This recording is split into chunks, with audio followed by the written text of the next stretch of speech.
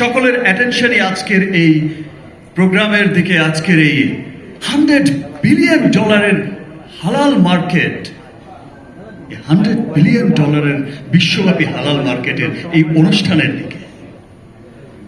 হালাল হচ্ছে শুদ্ধতা,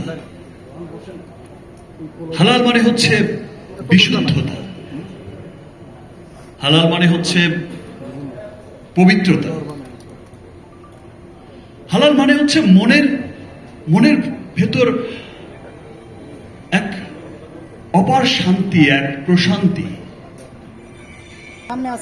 আমরা আমাদের ধর্ম অনুযায়ী আমরা মুসলমান, মুসলিম ধর্ম অনুযায়ী আমরা অনেকেই হয়তো ভাবি, আমাদের দেশের অনেকেই হয়তো ভাবে যে হালাল পণ্য শুধুমাত্র মুসলমানদের জন্য বা মুসলিম দেশগুলোর জন্য, মুসলিম সমাজের জন্য।